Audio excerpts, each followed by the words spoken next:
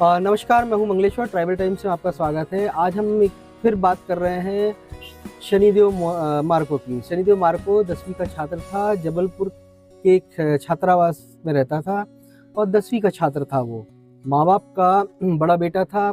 परिवार में मतलब उसकी छोटी बहन है अभी फिलहाल, और उसकी मौत के बाद से उसके परिवार पे जो मतलब दुख का पहाड़ टूटा है वो किसी से छुपा नहीं है और जानते भी हैं। लेकिन ट्राइबल डिपार्टमेंट इतना बेशर्म है कि शनिदेव की मौत को 1 महीने से ज़्यादा होते आ रहा है। इन्होंने ना तो उनके परिवार को एक फ़ोन लगा के हमदर्दी जताई या फिर ना उनको एक साहस बांधने की कोशिश करी, ना पर डिपार्टमेंट का ऐसा बंदा, इवन वो अधीक्षक, छात्रावास अधीक्षक भी उनके परिवार से मिलने तक नहीं पहुंचे हैं। और अब ये मामले को रफा दफा करने की कोशिश कर रहे हैं।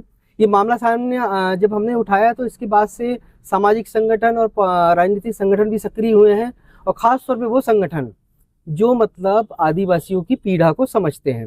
मेरे साथ में धीरेन्द्र सिंह ठाकुर जी हैं, संजू ठाकुर जी।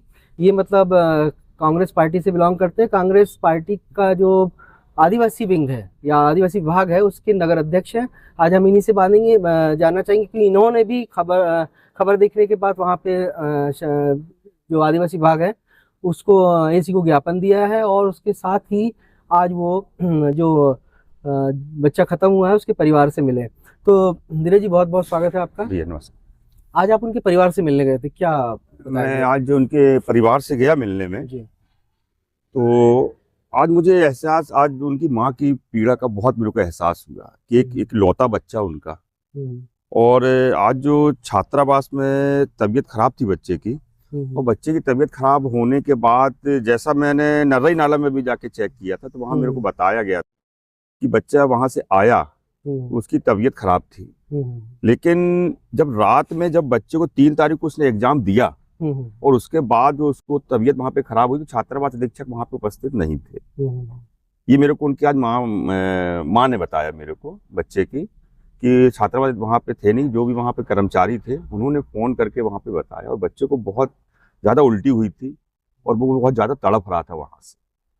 और सबसे बड़ा आरोप उन्होंने ये लगाया कि हम छात्रावास अधीक्षक से ये बोल रहे थे कि हम प्राइवेट में उसका इलाज करवाना चाहते हैं, तो छात्रावास अधीक्षक ने मना किया, बोले नहीं, आपको जहाँ मैं बोल रहा आप वहाँ इलाज करवाइए। मतलब एक प्रकार से धमकाने वाली बात। हाँ, धमकाने वाली बात उसमें आई।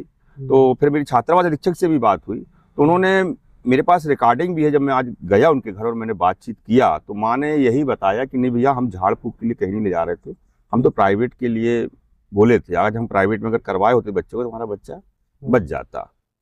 ये सब चीज़ थी। और इसमें विशेष लापरवाही तो ये जो छात्रावासों को जो कमिश्नर ट्राइबल विभाग के जो कमिश्नर हैं और भी जो उच्च अधिकारी हैं, इन्होंने एक छात्रावास अधीक्षक को 3 जगह का इन्होंने करके रखा है। वही चीज बिलटुकरी में, हरदुली कला में हुई थी जब बच्चे की डेथ हुई, निवास में डेथ हुई। तो हम ये चाहते हैं कि हमारे ट्राइबल के ही बच्चों की मौत क्यों होती है और इसको छुपाया क्यों जाता है। पीड़ा सिर्फ इस बात की है कि 7 तारीख की डेथ हुई है। अगर मैं आपके ट्राइबल टाइम्स के इसमें अगर न्यूज़ को अगर ना देखता तो ये हमको मालूम नहीं था, ये अधिकारी इस चीज़ को दबा के रखते। और पीड़ा और इस बात की भी है कि 7 तारीख को जो कल हम लोगों ने ज्ञापन दिया दुबे साहब को, उस ज्ञापन से ये चीज़ निकल के आई कि कल उनके पास फ़ोन लगाया गया, उससे उनकी माँ का, उनके पिताजी का अकाउंट नंबर मांगा गया। अब जब मेरी बात हुई तो क्यों मांगा गया अकाउंट नंबर? ये कुछ 25,000 की जो राशि रहती है वो 25,000 की राशि उनके अकाउंट में डालने के लिए। तो अकाउंट में डालने के, वो तो चेक ले जाके इसी बहाने मुलाकात भी। हाँ, मुलाकात, यही तो पीड़ा है। वो गया ही नहीं उनसे मिलने, मतलब डर था। छात्रावास अधीक्षक गए, ना कोई अधिकारी उनके घर में गया मिलने। और एक लौता लड़का उनका, आज 10वीं का होनहार विद्यार्थी था। मैं हॉस्टल भी गया तो लड़कों ने सबने बताया कि नहीं, पढ़ने लिखने में अच्छा था, बढ़िया था।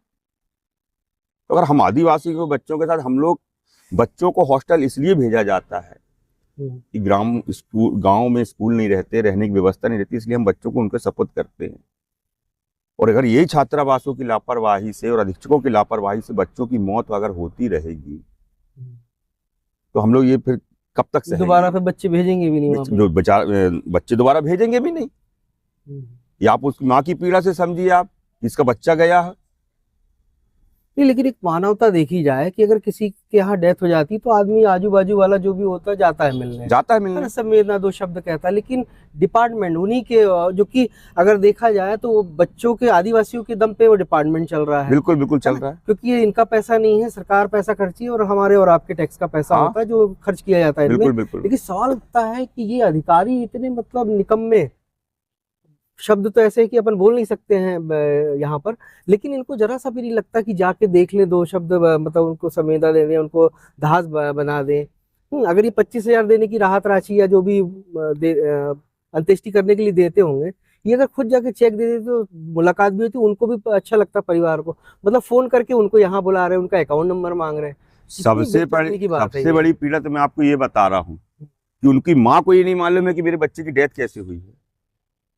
कारण भी नहीं बताया। कारण भी मैंने छात्रावास अधीक्षक से पूछा भी फोन लगा के कि मैंने सर इनको बताइए तो डेथ कैसे हुई। मैंने माँ से पूछा उनकी, मैंने आपको मालूम किस कारण हुई। छात्रावास अधीक्षक मेरे को बता रहे हैं कि माइनर अटैक है। तो माइनर अटैक कैसे आया भाई, कारण क्या है? वही तो मैं कारण, इसलिए तो मैंने कल ज्ञापन दिया कि आप इसमें जांच, एक टीम बनाइए, इसमें जांच करिए और वो जांच आप जांच करवा के आप बताइए और अधीक्षक के ऊपर आप कार्रवाई करिए। तो कुल मिला के मामले को दबाने की, कुल मिला के पूरा 1 महीने से मामले को, अब 1 महीने से हो रहा। आप कल उनके यहाँ फोन गया कि हम 25,000 की राशि डालेंगे। इतने दिन से क्या कर रहे थे आप? अच्छा, ये लगातार मतलब घटनाएं जो जबलपुर की नहीं, अगर इसके पहले देखे तो मंडला जिले का जो निवास है वहां पे भी निवास में हुआ, और इसी साल हाँ हरदोई में हुआ, बैतूल में हुआ, बैतूल में हो रहा है, शहडोल में हो रहा है, शहडोल में कहाँ कहाँ हो रहा है? ये सिर्फ आदिवासी छात्रावास के ही बच्चों पे आदिवासी छात्रावास बच्चों को। मैं आपको एक चीज और बता रहा, ये कटिया घाट की भी घटना यही हुई। हाँ, बीच में वो फूट वाला हुई थी। मामला हुआ था। है वो वहां पे भी 2 छात्रावास अधीक्षक, छात्रावास वहां महिलाओं जो लड़कियां थी वहां पे, उनको वहाँ सफाई कर्मचारी उनको जिनको रखते थे और वही मैडम रखी थी उनको वहीं वहाँ पे रखी थी। वो बच्चों को उन्होंने दिया, लेटर दिया कि मेरे को, हमको नहाते हुए वहां देखा जाता है। एकलव्य विद्यालय की भी यही घटना हुई रामपुर की। हाँ, एकलव्य में तो 2023 में फूड पॉइजनिंग का केस हुआ। सब है। हम ये सोचते कि पूरे हमारे आदिवासी बच्चों के साथ क्यों होता है और वहीं क्यों होता है। ये पीड़ा है मन की। ये उच्च अधिकारियों को एक चीज और मैं ठाकुर साहब बताऊं आपको कि ये जो अधीक्षक हैं वहां रहते नहीं है। नियम ये बोलता हॉस्टल का कि आपको 24 घंटे की ड्यूटी होती है, इनको छोड़ना नहीं है। जैसे इनकी ड्यूटी हमेशा ये कलेक्टेड में ही दिखेंगे आपको। शनिदेव मार्को की भी जब वहां पे तबीयत खराब हुई थी उस समय अधीक्षक वहां पे उपस्थित नहीं थे। ये जांच टीम गई तब भी नहीं थे, बोलते नहीं थे वहां पे। और अभी भी हमारी सुबह बात हुई, हमारे अध्यक्ष के संभागीय अध्यक्ष ने भी उनसे बात करी तो उन्होंने भी यही बताया कि मैं अभी नर्रई नाला में छात्रावास में नहीं हूँ। उनको एक प्रभार वहां पे खेरमाई मंदिर है, एक धनवंतरी नगर का वहां का दिया गया। तो एक छात्रावास कैसे करेगा? नहीं, अभी विभाग से अगर बात करेंगे तो विभाग बोलता है कि साहब हमारे पास स्टाफ नहीं है। हाँ, विभाग करना नहीं चाहता। उन्होंने बोला मेरे से 2 बजे कि भाई स्टाफ ही नहीं है, कैसे करें? तो फिर यही लोग क्यों कर रहे हैं भाई? और फिर एक व्यक्ति को, अब ये कोई पास तो है नहीं, एक उस छोर पे है, दूसरा उस छोर पे। धनवंतरी नगर वहां है, फिर खेरमाई, फिर नर्रई नाला। अगर वो बच्चा बीमार था तो कायदे से ये अधीक्षक को पता होगा। हाँ, कि उसको भी पहले जानकारी मिली होगी, तो कायदे से तो उसको हॉस्पिटल ले जाना चाहिए था, एडमिट कराना चाहिए था। उन्होंने, जो मैं हॉस्टल गया तो उन्होंने बताया कि हमने यहाँ पे लोकल एक जगह दिखाया था। फिर उनकी माँ ने बताया कि हम हिनोतिया कहीं पे ले गए थे, वहां हमने दिखाया। मेरा मतलब अगर हॉस्टल में अधीक्षक रहता तो डायरेक्ट उसको विक्टोरिया या कहीं भी प्राइवेट हॉस्पिटल में अगर ले जाते नजदीकी वो बच जाता। उस 3-4 दिन के अंतराल में कहीं वो बरवटी गया, कहीं हिनोतिया गया, फिर आके कुंडम गया, फिर कुंडम से विक्टोरिया आया, फिर विक्टोरिया में आने के बाद उसकी डेथ हो गई। ये 3-4 दिन के अंतराल में।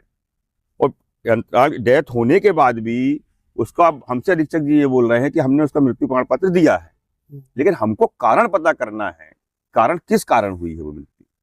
हाँ, जब भैया एडमिट किए होंगे, जब वो उसकी हाँ उसका डॉक्टर वाइज रिपोर्ट देंगे, डॉक्यूमेंट जो होंगे वो उसको पता चलेगा। हाँ कि भाई डॉक्टर बेहतर बता सकता है। डॉक्टर बेहतर बता सकता है। और एक सर जी एक चीज और मैं कहना चाहता हूँ कि बच्चा छात्रावास में पढ़ता था, मैं बोलता ठीक है पढ़ता था, वो आपके सपोर्ट था, छुट्टी में गया था घर, रिस्पॉन्सिबिलिटी आपकी बनती है। आपको वो रिपोर्ट स्वयं माँ बाप को बुला के सौंपनी थी कि ये आपकी ये रिपोर्ट है, आपके बच्चे से इस कारण खत्म हुआ। आपने किसको दिया? जो वहां पे व्यक्ति कार्यरत है उसको दे दिए। अभी मैंने माँ से पूछा, मैंने वहां पे, माँ बोली नहीं हमारे पास कोई कागजे ही नहीं है। ये है ट्राइबल विभाग का काम, लापरवाह हो गया है पूरा।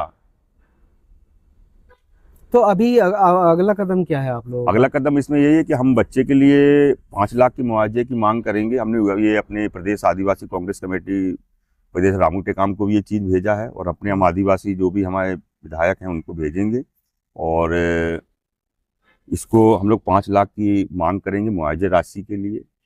और अगर इसमें नहीं बनता है तो हमारी उनकी माँ से और उनसे सबसे बात हुआ है, हम इसमें FIR दर्ज करवाएंगे अधीक्षक के खिलाफ। अच्छा, एक चीज और मैं रोक रहा हूँ आपको, एक चीज और मैं बता दूं आपको कि जितने भी आदिवासी छात्रावास होते हैं, SC के छात्रावास होते हैं, एक नियम है मध्य प्रदेश शासन का कि वहाँ पे SC या ST का ही छात्रावास अधीक्षक होगा, लेकिन ये दूसरे लोगों को बैठा। हाँ, ये विडम्बना ही है ये।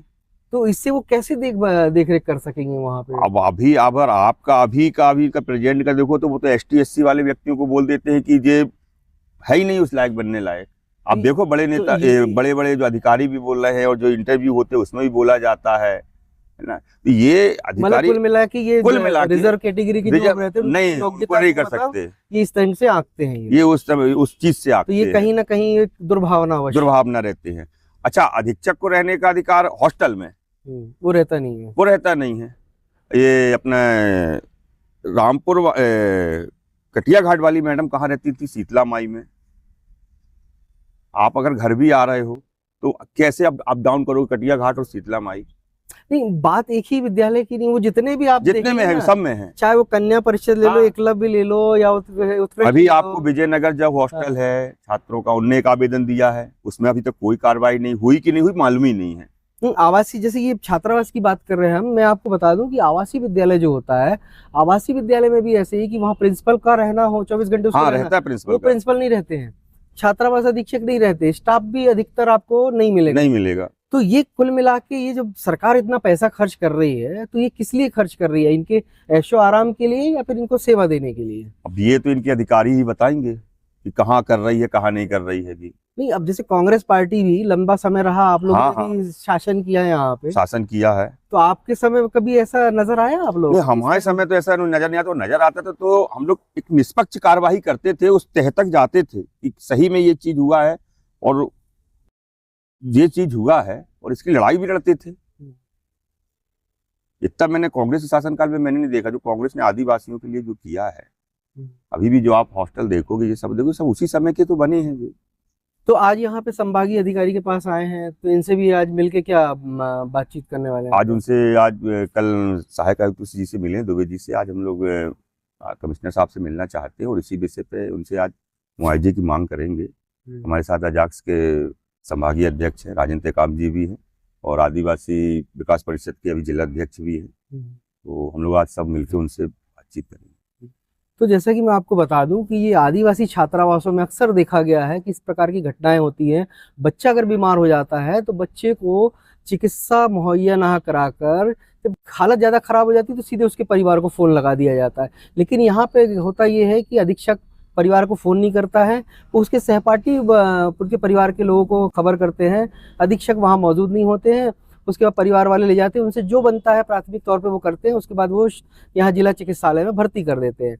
इसके बाद वो 7 नवंबर को उस छात्र की मौत हो जाती है। मौत होने के बाद अभी परिवार बहुत सदमे में है, क्योंकि एक बेटा और एक बेटी है उनकी। बेटा सबसे बड़ा था, इसी पे मतलब आगे चल के परिवार जो उसका भविष्य संवारने के लिए उन्होंने इस छात्रावास में उसको भेजा था कि ताकि वो रह के यहाँ पढ़ाई कर सके। लेकिन अब वो जो बच्चे का जो है अब उनके साथ में नहीं है, वो गुजर चुका है, और गुजरने के बाद माँ बाप का रो रो के बुरा हाल है। अब देखना ये है कि जो सामाजिक संगठन और राजनीतिक संगठनों ने जो ठानी है कि मतलब ये इस प्रकार की जो घटनाएं दोबारा ना हो, और वो लगातार कोशिश कर रहे हैं शासन प्रशासन को जगाने की। अब शासन प्रशासन कितना जागता है, अब ये आने वाले दिनों में देखेंगे, और लगातार हम इस तरह की खबरें आप तक पहुंचाते रहते हैं। तब और इस तरह की खबरें हम और भी शीघ्र आप तक लेके आए, और इस खबर पे हम अपनी नज़र बना के रखे हुए हैं। इस पे जो भी अपडेट होगा हम शीघ्र ही आपको देंगे। तब तक के लिए आगे दीजिए। नमस्कार, सेवा जोहार, जय भीम, जय भारत, जय संविधान।